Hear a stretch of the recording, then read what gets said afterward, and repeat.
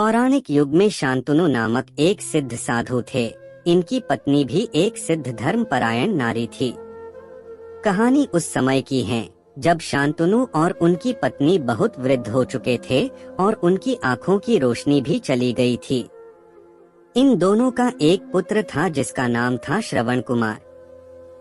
श्रवण कुमार बहुत ही सरल स्वभाव का व्यक्ति था। माता पिता के लिए उसके मन में बहुत प्रेम एवं श्रद्धा। वो दिन रात अपने माता पिता की सेवा करता था। अपने माता पिता का बच्चों की तरह लालन पालन करता था। उसके माता पिता भी स्वयं को गौरवशाली महसूस करते थे और अपने पुत्र को दिन रात हजारों दुआएं देते थे। कई बार दोनों एक दूसरे से कहते कि हम कितने धन्य हैं कि हमें श्रवण जैसा मातृभक्त पुत्र मिला, जिसने स्वयं के बारे में ना सोचकर अपना पूरा जीवन वृद्ध नेत्रहीन माता पिता की सेवा में लगा दिया। इसकी जगह कोई अन्य होता तो विवाह के बाद केवल स्वयं का हित सोचता और बूढ़े नेत्रहीन माता पिता को कहीं छोड़ आता और खुशी से अपना जीवन व्यापन करता। जब ये बात श्रवण ने सुनी तो उसने माता पिता से कहा कि मैं कुछ भी भिन्न नहीं कर रहा हूँ। यह मेरा कर्तव्य है। जब मैं छोटा था तब आपने मुझे इससे भी ज्यादा अच्छा जीवन दिया और अब मुझे यह सौभाग्य प्राप्त हुआ है कि मैं आपकी सेवा करूं। आप दोनों जो भी इच्छा रखते हैं मुझसे कहे, मैं उन्हें अवश्य पूरा करूंगा। तब शांतनु और उसकी पत्नी कहते हैं, पुत्र श्रवण, हम दोनों की आयु बहुत हो चुकी है। अब जीवन का कोई भरोसा नहीं है। किसी भी समय हमारी आंखें बंद हो सकती हैं। ऐसे में हमारी एकमात्र इच्छा है, हम तीर्थ यात्रा करना चाहते हैं। क्या तुम हमारी यह इच्छा पूरी कर सकते हो? श्रवण कुमार अपने माता पिता के चरणों को पकड़कर अत्यंत प्रसन्नता के साथ कहता है, हाँ पिताश्री, यह तो मेरे लिए परम सौभाग्य की बात होगी कि मैं आप दोनों की इच्छा पूरी करूं।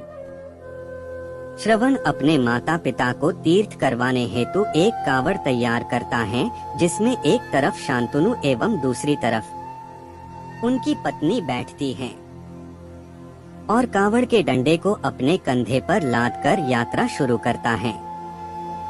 उसके हृदय में माता पिता के प्रति इतना स्नेह है कि उसे उस कावड़ का लेशमात्र भी भार नहीं लगता। अपने पुत्र के इस कार्य से माता पिता का मन प्रसन्नता से भर उठता है और वे पूरे रास्ते अपने पुत्र श्रवण को दुआएं देते चलते हैं। तीर्थ करते समय जब वे तीनों अयोध्या नगरी पहुंचते हैं, तब माता पिता श्रवण से कहते हैं कि उन्हें प्यास लगी है। श्रवण कावड़ को जंगल में रखकर हाथ में पत्तों का पात्र बनाकर सरयू नदी से जल लेने जाता है।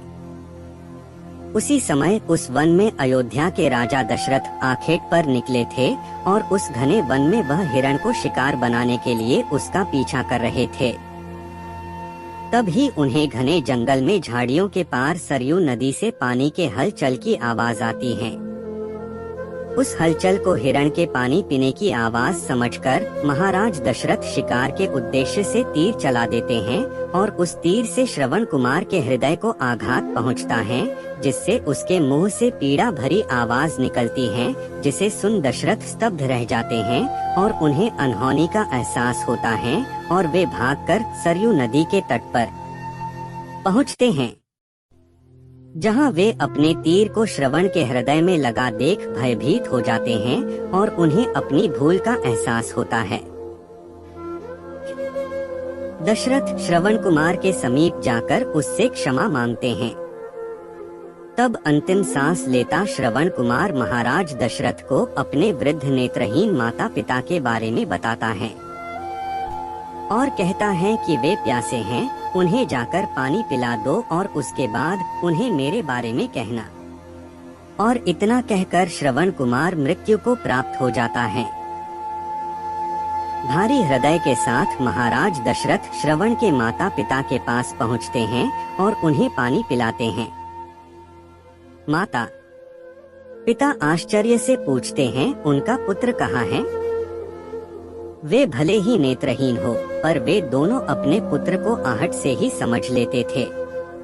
माता पिता के प्रश्नों को सुन महाराज दशरथ उनके चरणों में गिर जाते हैं और बीती घटना को विस्तार से कहते हैं।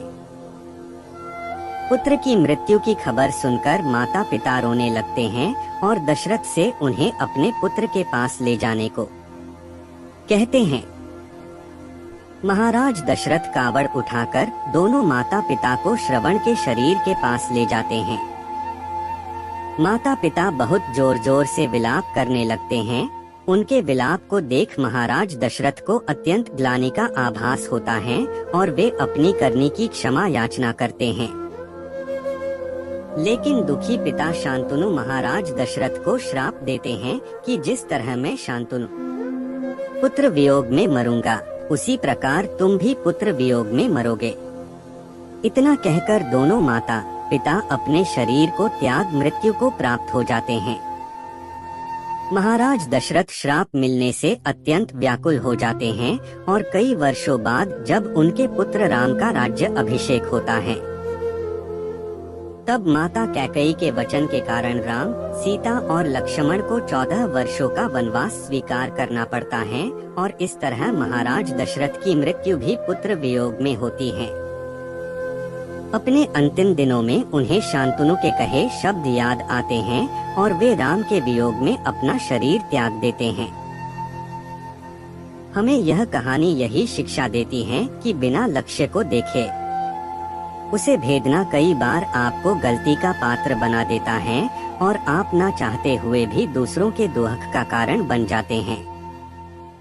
यह थी श्रवण कुमार की कहानी। अपनी माता पिता भक्ति के कारण ही श्रवण कुमार पुराणों में जीवित हैं। श्रवण कुमार सदैव अपनी मातृभक्ति के लिए जाने जाते हैं। उन्हीं की कहानी सुनाकर माता पिता अपने बच्चों को संस्कारित करते हैं। रामायण महाकाव्य में ऐसे कई चरित्र हैं जो हमें वास्तविक जीवन के कर्तव्यों का ज्ञान देते हैं और हमें धर्म एवं कर्म का सही मार्गदर्शन देते हैं। ऐसी ही अन्य कहानियों के लिए हमारे चैनल लवली स्टोरी को सब्सक्राइब करें। आपको हमारा हिंदी कहानी कैसी लगी? कमेंट बॉक्स में लिखें, साथ ही अपनी राय भी दे जिससे हमें इस दिशा में मार्गदर्शन मिले। धन्यवाद।